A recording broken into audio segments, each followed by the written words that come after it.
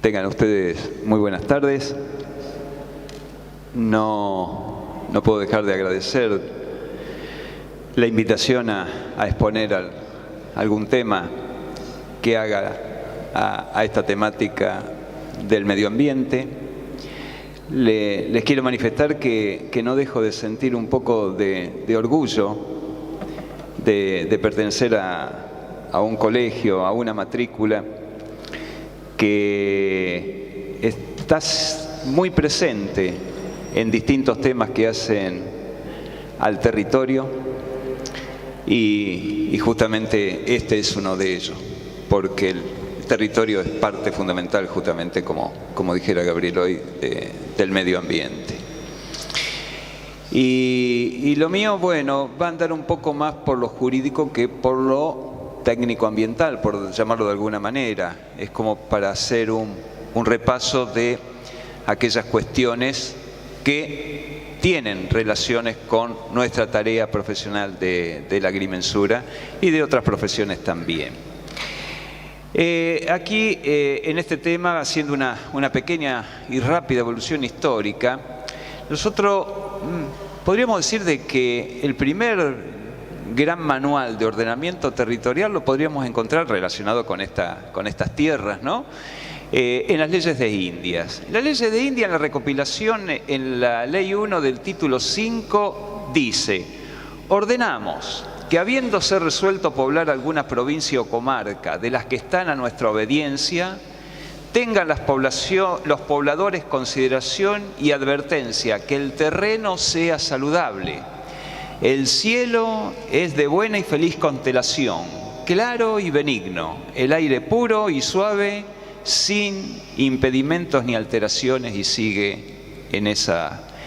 Y en otra parte expresa: porque será de mucha conveniencia que se funden los pueblos cerca de ríos navegables, para que tenga mejor trajín y comercio como los marítimos. Ordenamos que así se funden, si el sitio lo permitiese, que los solares para carnicerías, pescaderías, ternerías y otras oficinas que causan inmundicias y mal olor, se procuren poner hacia el río o mar, para que con más limpieza y sanidad se conserven las poblaciones. Evidentemente que bueno, había ya preocupación por las cuestiones de la relación del hombre con el ambiente. La evolución histórica, en el periodo de la emancipación, tenemos las primeras normativas, no me voy a extender en esto, lo que sí el resultado de lo que se pensaba y se quería cuando uno lee legislaciones de colonización, se encuentra de que aquello que dice la ley luego no fue llevado a cabo siguiendo la letra de la misma. Y hay una malísima distribución de la propiedad territorial, donde, bueno, lógicamente es aquellos más cercanos al poder de turno, sea por cuestiones políticas, por cuestiones militares, por lo que sea, aquello que las leyes decían que debían repartirse las tierras, por ejemplo, ganadas al indígena, fueran repartidas de una manera más homogénea de lo que fue. Realmente, bueno, es allí donde tenemos origen los grandes latifundios, a partir de no cumplimiento de legislaciones que tenemos. En la organización nacional, cuando luego de la Constitución Nacional aparece el derecho de propiedad, derecho absoluto, perpetuo, inviolable y exclusivo, que también es una característica bastante, digamos, particular de la República Argentina, porque no en todos los países hay rango constitucional del derecho de propiedad. No lo tiene Italia, no lo tiene España, no lo tiene Brasil, sí lo tiene Estados Unidos, y aquí ese es el modelo en que esto del respeto por la propiedad privada, de darle rango constitucional, a veces, y realmente uno cuando ve luego la historia, ha condicionado en parte la posibilidad de actuar de una manera mucho más ágil sobre el territorio. Hay, bueno, ya finales del siglo XIX tenemos las leyes de colonización, en algunas se hicieron bien y en otras, como decía, se hicieron mal. Los colonizadores tenían el reparto de tierra fiscal, se debía hacer, fundar una población, a veces se la fundaba, a veces no. En definitiva, quedaban grandes extensiones en pocas manos de personas, las tierras del país. En la primera mitad del siglo XX empieza la iniciativa privada. La iniciativa privada se da por remates, se llamaban remates de tierras. Se armaba un plano, nunca, la mayor de las veces no con una calidad técnica, sino un plano de remate, y se remataban las cuotas, se hacían grandes circos, digamos, de venta, y el agente urbanizador, aquel que iba transformando la tierra rural en urbana, eran los particulares. La propiedad horizontal aparece sobre mitad del siglo por una cuestión bastante lógica. La evolución de la industria, los cambios que se dieron en el país a partir del 45 hicieron que la migración interna en el país confluyera hacia Buenos Aires. Ya había migraciones, pero se potenciaron notablemente en esa época, y de allí que en 1948 se decide quebrar aquella prohibición que Vélez Sarsfield había puesto en el Código Civil, prohibiendo de que sobre un mismo inmueble haya diferentes propietarios, y aparece la ley de propiedad horizontal, la 13.512, para solucionar ese tema.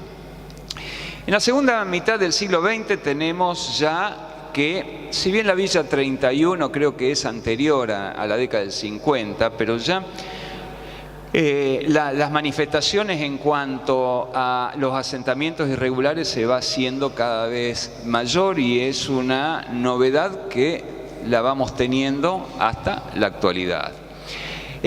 Aparece el Estado como agente urbanizador también, como para solucionar. En general, los primeros planes generalmente estaban dados hacia salvar el problema de la villa de emergencia, o hacia sectores medios, como por ejemplo el plan Eva Perón de la década del 50, ¿no es cierto? El Estado ya aparece, y luego se potencia mucho más con el correr del tiempo, los planes Fonavi y las diferentes soluciones habitacionales que se van dando con el correr del tiempo. La ciudad va creciendo en altura, y sigue la expansión a través de loteos, y aparece también la figura del loteo fin de semana, muy promocionado por allá por fines de la década del 70. Se despachaban lotes, la seguridad estaba contra la inflación, estaba en la tierra. Bueno, quedaron muchas zonas, digamos, así con urbanizaciones realizadas, pero luego no sin ocupación efectiva por parte de la gente, lo que fue causando problemas en su momento a los municipios y comunas de las grandes, en la zona alrededor de las grandes ciudades. Empiezan regulaciones parciales como una reacción del Estado, aparecen las normas mínimas sobre ordenamiento en la provincia de Santa Fe, por allá por el 67, un decreto que da unas pautas mínimas para aquellos municipios que no tengan plan regulador, darle algunas directivas para que el particular tenga algún tipo de freno, o mejor dicho, un encuadre de regulación a sus proyectos. Y tenemos, bueno, sobre ya fines del siglo, la aparición de los conjuntos inmobiliarios, urbanizaciones en los cuales las calles y los espacios recreativos no pasan a la órbita del dominio público, sino que quedan en el dominio privado, en los barrios cerrados, country, etcétera, que se van dando. Y aquí en el siglo XXI ya tenemos emprendimiento urbanístico de gran magnitud en pueblos periféricos.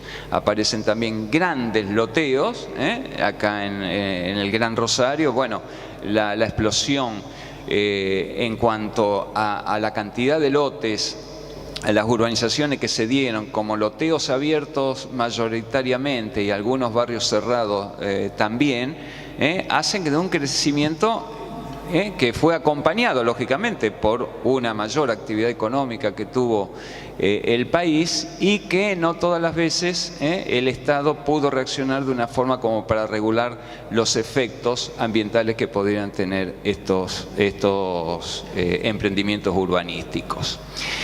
Hasta 1994 teníamos como normativa la Constitución Nacional, como decía anteriormente, la jerarquía del derecho de propiedad. el Código Civil decía de que la propiedad era absoluta, perpetua, inviolable y exclusiva. Pero había ahí un artículo, el artículo 2611, que fue una puerta como para, bueno, restringir el derecho de propiedad en interés público. Es del 2611. Las restricciones impuestas al dominio privado solo en interés público son legisladas por el derecho administrativo, y a partir de esa llave que dio el Código Civil, la administración pública, y podemos decir como una definición de que el urbanismo no es más que un conjunto de normas administrativas que limitan el derecho de propiedad en interés público, como una lectura jurídica del concepto de urbanismo que o del ordenamiento territorial, no solo del urbanismo, que uno podría tener al Estado como. Pero bueno, en Santa Fe tenemos como normativa la Ley de Comunas, donde tanto en una como en otra obliga a tener un plan regulador. La de las comunas tienen que elevarlo al Poder Ejecutivo para la aprobación. Los municipios tienen independencia como para hacerlo directamente. Dice, obliga a tener un plan regulador que contenga las previsiones para organización y desarrollo de la ciudad. Podemos decir de que había una total independencia, una autonomía desde el punto de vista del ordenamiento territorial por parte de las comunas y municipios, no todas las veces con los mejores resultados, producto, bueno, de falta de funcionarios técnicos, por así, o de lecturas técnicas, y de incompatibilidades a veces que se daban entre los distintos pueblos. Pero esta es la normativa. El plan regulador de Rosario, yo esto lo rescato porque fue una herramienta importantísima en el año 67. En ese plan regulador, cuando uno lo lee, encuentra que hay obras que hoy en día la estamos viendo, que están escritas aquí. Si uno lee el plan regulador, encontramos que la zona portuaria de desmantelamiento y reubicación de Pellegrini hacia el sur está en el plan regulador del 67, que luego se lo fue haciendo. El acceso sur a Puerto también está en el plan regulador del 67, que luego se lo fue construyendo por allá por la década del 80, del 90. Los accesos a las autopistas están todas en el plan regulador, que Oroño era el acceso a Buenos Aires, Pellegrini a Córdoba, Los Granaderos a Santa Fe. Esas autopistas están en el plan regulador de Rosario. El sistema vial ribereño, todo lo que es la avenida Costanera, están en el plan regulador del año 67. El aeropuerto internacional, que se pensaba antes del 67 si iba a ser en Alvear o iba a ser en el aeródromo de Fisherton, se decidió que fuera en Fisherton, en ese plan regulador del 67. La ciudad universitaria está planificada en el año 67 y uno la puede leer en el plan regulador del 67. El centro Bernardino Rivadavia, que se llamaba así en el plan regulador, pero hoy que es Puerto Norte. Tierras de talleres ferroviarios y portuarios y actividad portuaria que se debían desplazar están en el plan del 67, y todo lo que es Puerto Norte hoy está aquí, que ahora bueno, se llamó Scalabrini Ortiz, después al Parque, pero uno lo encuentra en el plan regulador. El sistema de los desagües, los emisarios, los grandes emisarios, están en el plan regulador del 67. Quiere decir que es una obra de planificación que, gracias a Dios, en la ciudad de Rosario, esto también lo digo, luego de la democracia del 83, tanto Usandizaga, Caballero, Wiener, Lipsi, todos fueron cumpliendo este plan regulador, y por eso el cambio del punto urbanístico, al menos de la zona central que hoy tiene la ciudad, se debe, por un lado, al pensamiento de aquellos que lo pensaron en el año 67, antes del 67, y luego las acciones de gobierno que fueron coherentes con ese plan regulador. Es un ejemplo, creo, Rosario, de que un plan regulador puede tener en el tiempo, en los tiempos urbanísticos, un resultado favorable. El Código Urbano del 67 también va de la mano. El Código Urbano actual, en el Código Urbano del 67 dividió las zonas, tuvo como fundamental indicador de partida de la planificación el índice ocupacional del suelo, o sea, la densidad de habitantes. En función a considerar una familia de 4 personas, etcétera, a partir de allí se derivaban después todas las demás indicadores urbanísticos, la altura de la edificación. El Código Urbano actual, no, a mi lectura, no condice con esa técnica urbanística. ¿Por qué? Porque hay excepcionalidades. Por ejemplo, en cada una de las zonas, en los anillos perimetrales, el anillo central, donde uno, a través de pagar cierto dinero, puede aumentar la altura de la edificación. Con lo cual, uno piensa en la planificación. Si yo tengo que hacer un caño de tal diámetro para evacuar líquidos cloacales, en función a qué parámetros lo hago, si no sé cuántos en esta zona van a hacer uso de la excepción y cuáles no. Tendría que proyectar por el máximo posible que pudiera haber. Bueno, digo, es una de las cuestiones que siempre lo he criticado, como también las cuestiones de los espacios verdes poderse también, de alguna manera, negociar por obras de infraestructura. En diferentes legislaciones luego fueron copiadas en los municipios y creo que esa es una cuestión que deberían atenderse de manera distinta. Cambiar un espacio verde por un tractor, como pasa en algunas municipalidades de las localidades, el tractor a los 20 años murió, se desapareció. El espacio verde no desaparece nunca, al contrario, sirve a la población. Son cuestiones del plan regulador, pero vamos a seguir con la parte, son opiniones muy personales, no compromete para nada al colegio de todos estos temas. Y tenemos, bueno, el artículo 41, que ya en el día de hoy se lo ha visto, no lo voy a repetir, donde incorpora ya el tema del medio ambiente. Todos los habitantes gozamos de este derecho. Y dice aquí que corresponde a la Nación dictar las normas que contengan los presupuestos mínimos. En el Código Civil y Comercial, que el 1 de agosto va a entrar en vigencia, también es interesante. Entre los artículos tenemos el 240, que dice límites al ejercicio de los derechos individuales sobre los bienes. El ejercicio de los derechos individuales sobre los bienes mencionado en las secciones 1ª y 2ª, que son los bienes, debe ser compatible con los derechos de incidencia colectiva. Esta es una gran novedad en nuestra legislación, porque está hablando de derechos de incidencia colectiva. Se incorpora al código, el código anterior eran los derechos individuales. Aquí los de incidencia colectiva, pero no solo los nombra, sino que dice que debe conformarse a las normas del derecho administrativo nacional y local dictada en interés público y no debe afectar el funcionamiento ni la sustentabilidad de los ecosistemas de la flora, la fauna, la biodiversidad del agua, los valores culturales, el paisaje, entre otros, según los criterios previstos en leyes especiales. Y cuando después pone los límites al dominio, eso como principio general, un nuevo derecho, derecho de incidencia colectiva. Y cuando pone las normas administrativas, dice las limitaciones impuestas al dominio privado en interés público están regidas por el derecho administrativo. Eso es una copia del de Vélez Sarsfield, pero le agrega, el aprovechamiento y uso del dominio sobre inmuebles debe ejercerse de conformidad con la norma administrativa aplicada en cada jurisdicción. Los límites impuestos al dominio en este capítulo en materia de relaciones de vecindad rigen el subsidio de las normas administrativas aplicables a cada jurisdicción. Antes una cuestión de que era entre propiedades, estaba el Código Civil. Hoy también está el Código Civil, pero en subsidio de las normas administrativas. Quiere decir que prevalece la norma administrativa por sobre hasta en las relaciones de vecindad, de acuerdo al nuevo Código Civil, que también resulta una gran novedad y un avance, pienso yo, en cumplimiento del artículo 41 de la Constitución Nacional.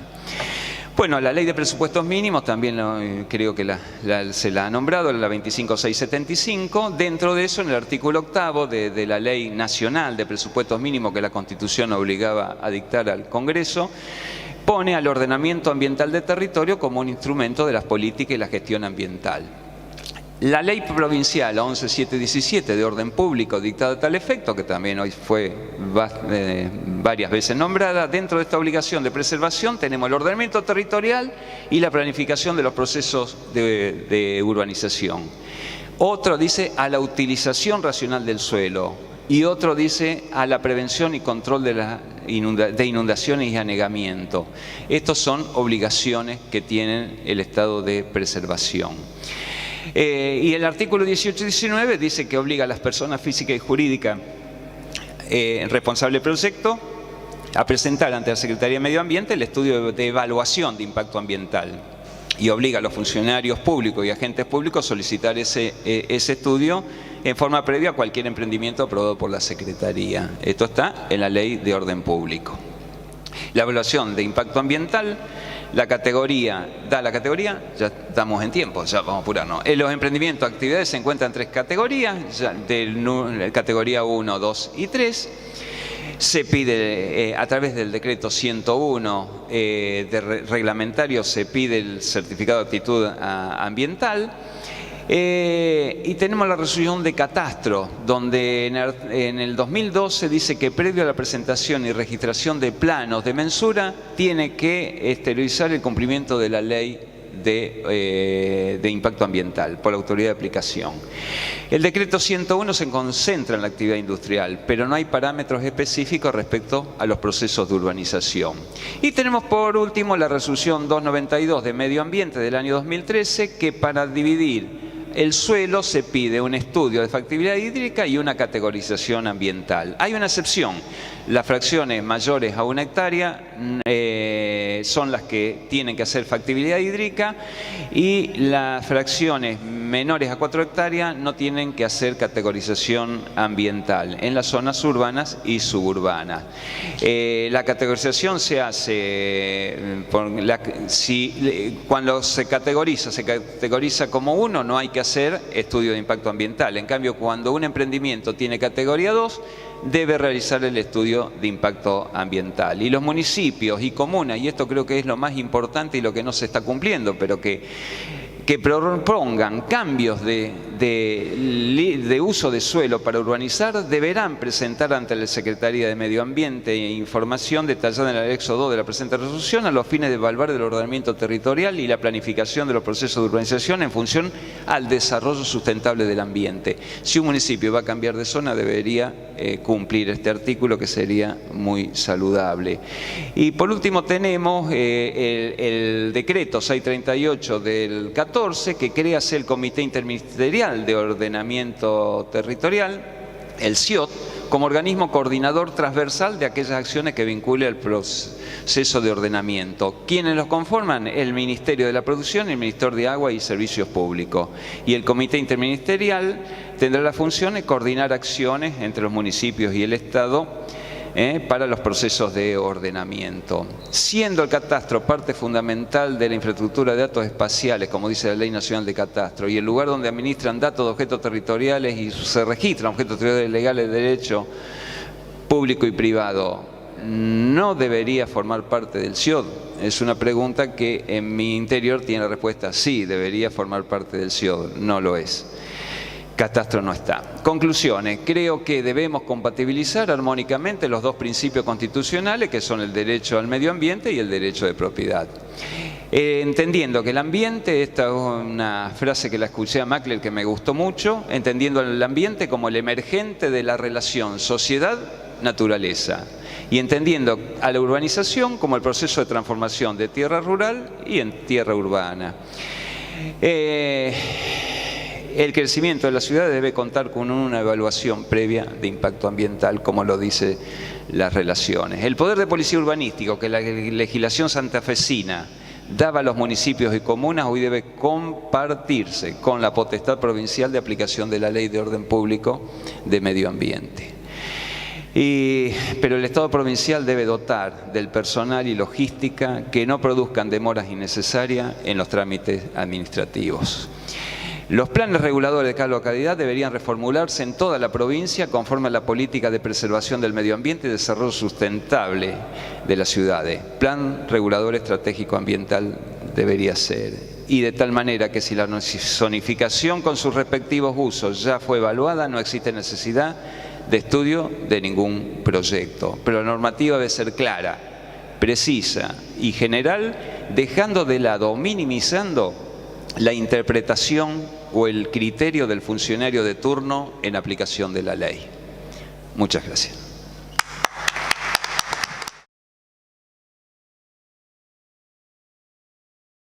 Ya tengo este estigma de ser el que cierra y le queda muy poco tiempo para hablar, pero bueno, ya estoy acostumbrado. Antes que nada felicitar a las personas que me precedieron, porque realmente todas las interpretaciones, todas las exposiciones han sido brillantes.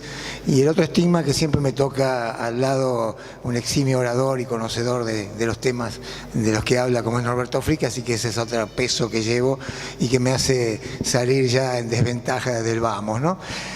El tema mío también es un tema árido respecto venimos de hablar de turismo y claro, una actividad que por lo menos en mi caso particular, y creo que de muchos de ustedes representa una de las actividades más placenteras de la vida, y ahora vamos a hablar de leyes, que no es precisamente tan placentero. Pero bueno, en base a las leyes es que se van haciendo las actividades que en algún momento nos permiten irnos de turismo. La ley de la que vamos a hablar no es una ley, es un proyecto de ley que ha elaborado el Ejecutivo Provincial hace ya un par de años atrás y ha remitido a la legislatura y bueno, todavía no ha tenido este tratamiento, se ha revisado en algunas comisiones, pero todavía está en ese proceso de tratamiento, ¿no?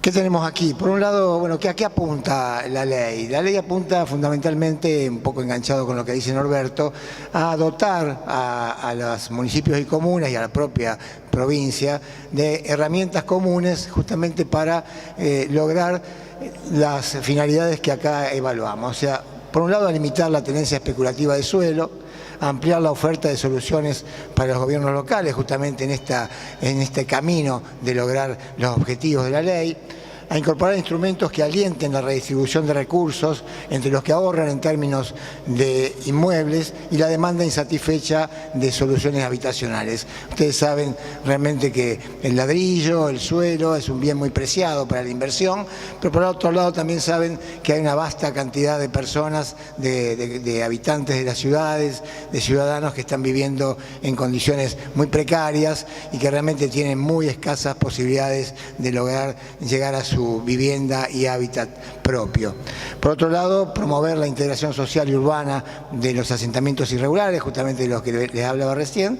Y finalmente, en base a lo que decíamos recién, crear instrumentos de gestión, y acá hay tres temas fundamentales: social, urbana y fiscal, que permitan consolidar los principios que le dan origen. ¿Y cuáles son esos principios que le dan origen al proyecto de ley?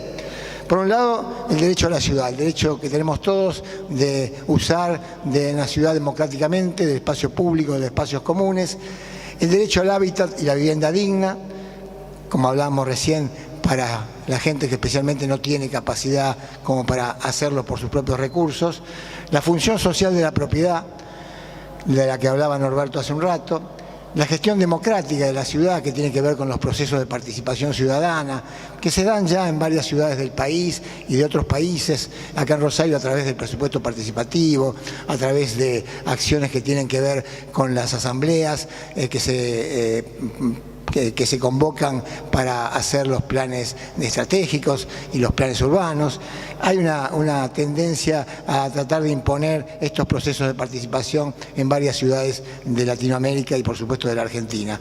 Y la democratización del acceso al suelo, que tiene que ver justamente con viabilizar de algún modo el alcanzar esa porción de territorio que como seres humanos le corresponde a cada uno de los habitantes de este suelo, ¿no? ¿Quién es la autoridad de aplicación propuesta? La Secretaría de Estado de Hábitat de la provincia. Hablábamos recién de las funciones, de la función social de la propiedad en nuestra provincia y en el país. Norberto ha hablado de eso. La función social está expresada ya hace mucho tiempo en la Constitución Provincial, en el artículo 15, está consagrada en el Pacto de San José de Costa Rica, que posteriormente la Constitución Nacional del año 94 incorpora dentro del rango constitucional de dichos derechos. La función social de la propiedad en otras experiencias son las que ustedes ven en pantalla, pero fundamentalmente nos interesan dos: el Estatuto de la Ciudad de Brasil de 2001 y la Ley de Desarrollo Territorial de Colombia del 97. Las menciono porque realmente tienen una serie de herramientas que son las que esta propuesta de ley intenta incorporar a la legislación de fondo de la provincia para vehiculizar una serie de cambios que serían, a nuestro juicio, imprescindibles para lograr esos objetivos que habíamos enunciado. El derecho al hábitat y a la vivienda digna en esas legislaciones y en la que realmente estamos proponiendo o se está proponiendo no supone el derecho de propiedad. Esto tiene que ver con uno de los puntos que puede resultar polémico en este proyecto de ley. Como decía Norberto, el derecho de propiedad no tiene rango constitucional en otros países. Aquí sí lo tiene, a pesar de que está morigerado por la propiedad social del suelo, pero realmente es un derecho fuerte y nosotros consideramos que ese derecho a la vivienda al que nosotros hablamos que hay que permitir que la mayor parte de la población acceda no implica necesariamente el derecho de propiedad del suelo. Por otra parte, y acá es otro tema polémico y que tiene que ver con algo que dijo Norberto y después vamos a aclarar, ese derecho de propiedad no incluye el derecho a edificar. ¿Cuáles son las políticas de hábitat y vivienda directrices? Yo creo que hay varias aquí. En general intentan validar los objetivos del proyecto de ley. En algunos casos, como en el tema de bueno, acá no, quería hacer una mención un poco al tema ambiental, pero varias de estas premisas tienen que ver con lo ambiental. Pero yo voy a la última, que me parece fundamental y en lo personal defiendo a rajatabla, que es reafirmar el rol del Estado regulador del uso y urbanización del suelo. Creo que realmente eso es lo que intenta fundamentalmente la ley, es lo que intenta la ley en cuanto a respaldar el accionar de municipios y comunas en la provincia para lograr los objetivos que la propia ley propone, pero que además muchos municipios y comunas se han propuesto llevar adelante, algunos con éxito y otros con algunas dificultades. Los instrumentos de gestión social del hábitat que propone el proyecto de ley son la producción social del hábitat, que es tratar de impulsar la autogestión del hábitat. Hay muchas cooperativas y agrupaciones de personas que ya están planteando esa salida para el déficit habitacional y la ley propone de alguna manera impulsarlas lo más posible.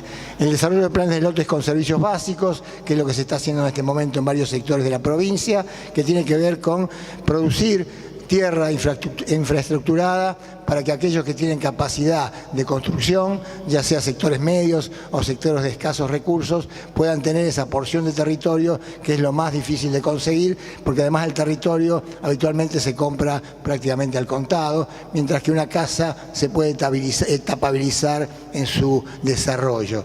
Hoy hay planes del gobierno provincial, como por ejemplo el plan Mi Tierra, Mi Casa, que apunta a eso y que aunado y vinculado con el Plan Nacional Procrear ha dado importantes resultados en cuanto a una combinación de esa producción de suelo urbanizado y la ayuda que la Nación está brindando a buena cantidad de personas en esta ciudad y en el país para llegar a su primera casa propia, ¿no?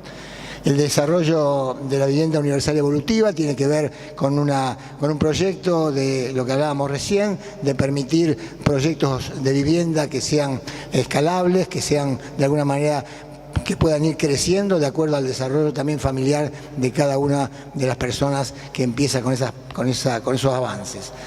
Y la urbanización social progresiva, que tiene mucho que ver con las intervenciones en asentamientos irregulares y la incorporación paulatina de aspectos urbanos que tienen que ver fundamentalmente con la llegada de servicios públicos, de infraestructura y de espacios de uso común y público que vayan transformando y vinculando definitivamente esos sectores de la ciudad, que desgraciadamente son muchos en la ciudad de Rosario y en otras ciudades de esta magnitud, y que necesitan, por los que viven en los asentamientos y por el resto de la ciudad, que se transformen en una parte más de la parte urbana de la ciudad.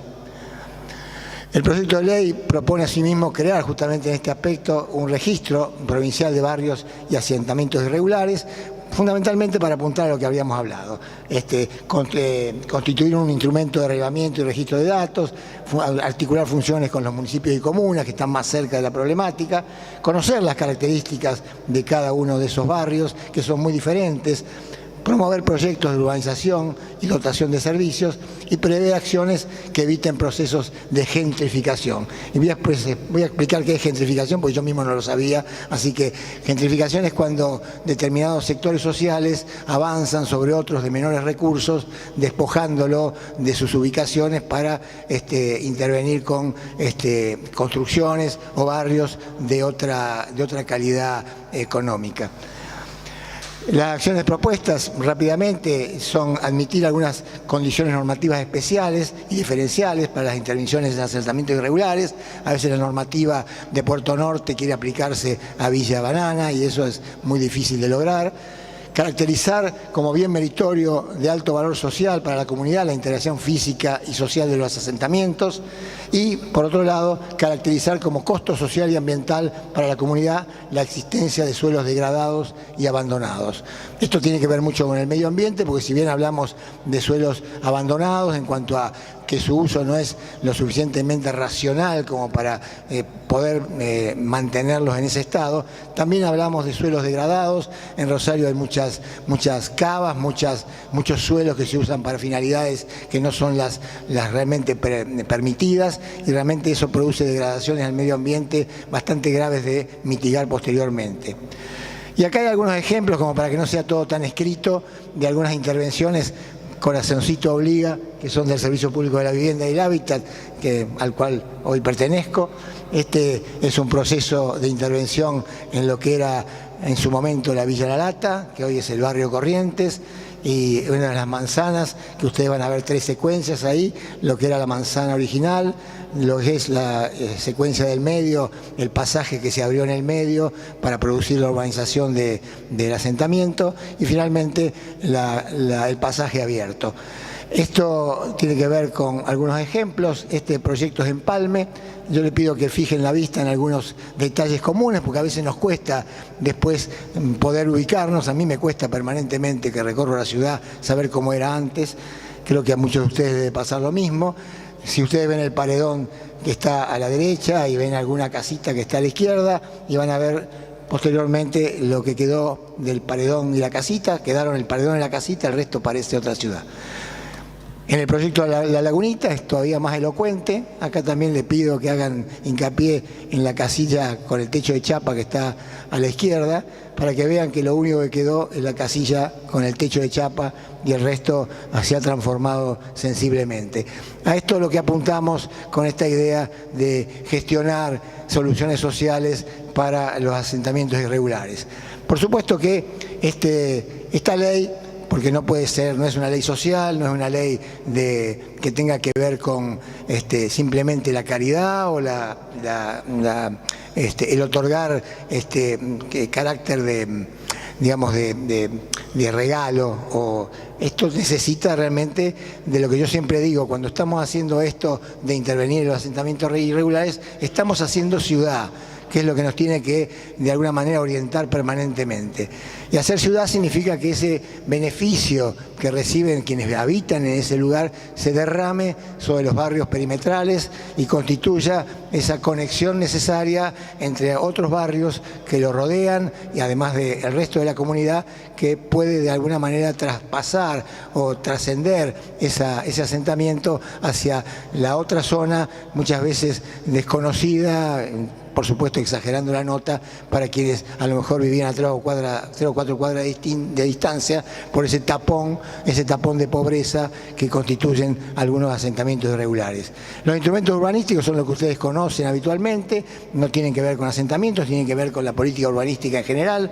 El Código Urbano, como decía Norberto, en la ciudad de Rosario, el viejo, el nuevo Código Urbano. Soy parte del nuevo Código Urbano, pero no le voy a contestar la crítica, porque no vinimos a polemizar, y además creo que en algunas cosas puede haber alguna cuestión que corregir.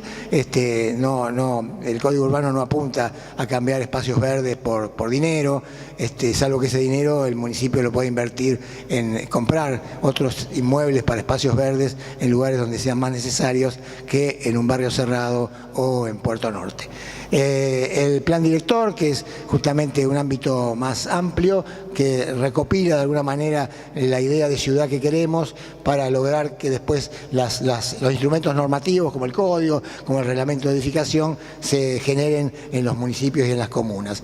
La planificación estratégica territorial, que en realidad no es un compendio normativo, sino que es un modo de trabajo donde ya ahí se analiza el modelo ya de ciudad que se pretende en relación con su entorno urbano, extendiendo los límites de su proyecto de futuro a las localidades linderas y abarcando otros aspectos que no hacen esencialmente a lo territorial. Si bien yo coincido con lo que dijeron varios expositores, lo que dijo Gabriel y lo que dijo Norberto, que el suelo realmente es un elemento fundamental, por eso creo que los agrimensores vamos a tener trabajo por mucho tiempo, porque el suelo siempre va a existir y siempre va a ser la base del desarrollo de la vida.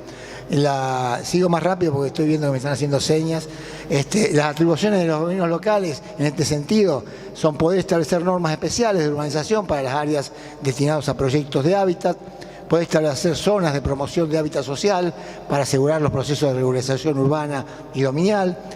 Acá hay algunos temas que son los que despiertan la polémica y son quizás los que causan mayor dificultad para que esta ley, este proyecto se transforme definitivamente en ley. La cesión del 10% de la superficie resultante de desarrollos urbanos y habilitación de suelo urbano en parcelas de más de 10.000 metros cuadrados y establecer la utilización obligatoria del suelo vacante.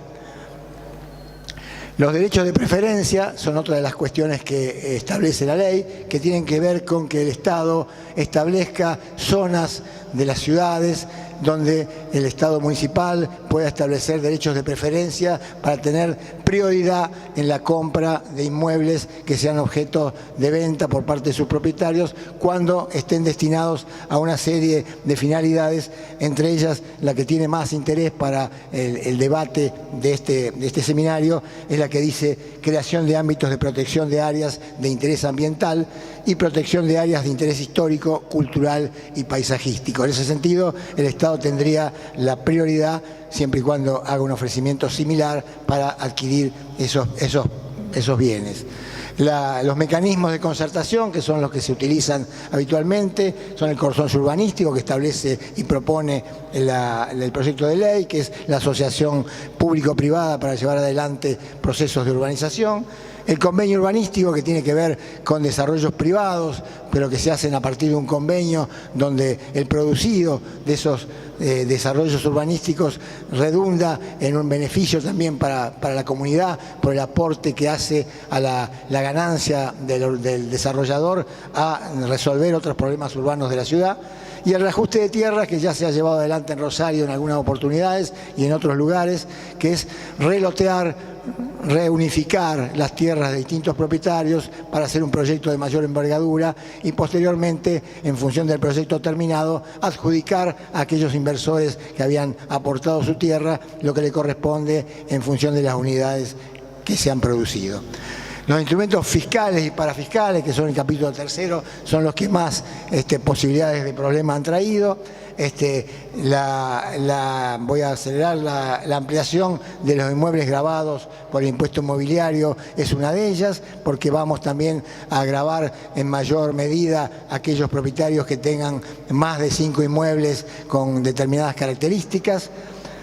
El adicional a los propietarios de suelo urbano vacante, que tiene que ver justamente con permitir que los municipios puedan obligar al uso del suelo improductivo, del suelo vacante, con sobretasas que graven justamente el suelo que no tiene uso adecuado.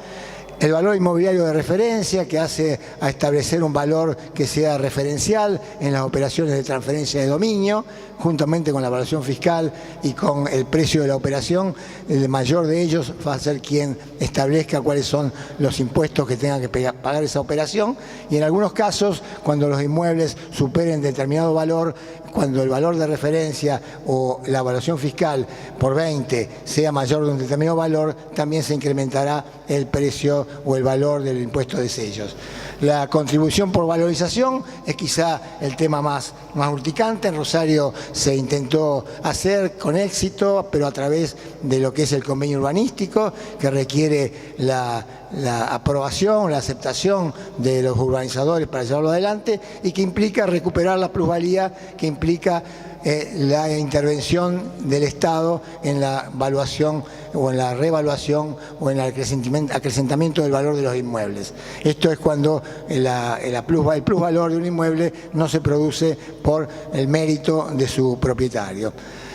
Acá hay un caso que justamente Norberto mencionaba, yo pongo este ejemplo de mis épocas de planeamiento, es la recuperación del valor de la tierra en aquellos casos donde se autorizó mayor altura.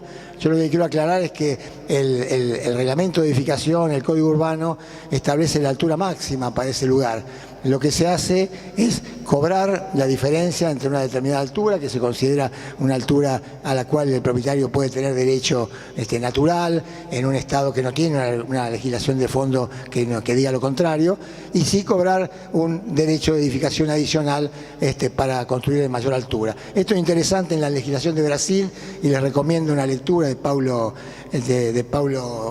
Sandroni, un arquitecto o economista de San Pablo, que ha hecho un trabajo muy interesante sobre los EPAC, sobre la venta de potencialidad edilicia en la ciudad de San Pablo, en Brasil. Es lo mismo la recuperación de valorización de la tierra a partir de la mayor altura. La exigibilidad de la contribución por valorización es cuando hay permisos de urbanización, subdivisión o construcción, cambio de zonificación o actos de transferencia de dominio. Y finalmente, bueno, una expresión de un compañero de trabajo de planeamiento con experiencia en el tema de la valorización de suelo, que decía en un congreso que se realizó acá en Rosario hace un tiempo atrás, que la aceptación por parte de los inversores y desarrolladores de abonar el impuesto o compensación por las plusvalías obtenidas para ser empleadas por la administración pública en obras a favor de la comunidad constituye un cambio en el pensamiento social de los mismos y un logro trascendente de los gobiernos locales, y recomienda, es por ello que creemos que están dadas las condiciones socioeconómicas y políticas para que se adecúe la legislación de fondo a través de una ley de ordenamiento territorial y urbanización del suelo que dé a las políticas locales de regulación de la transformación y el uso del suelo el respaldo jurídico adecuado. Después plantea la creación del Banco de Tierras y nada más. La idea es fortalecer la actividad de los gobiernos locales, establecer esa legislación de fondo que nos falta y ir para adelante en que el suelo realmente se ponga en función del uso de cada uno de nosotros en forma equilibrada y equitativa, sin perjudicar a nadie y beneficiando a quienes más lo necesitan. Muchas gracias.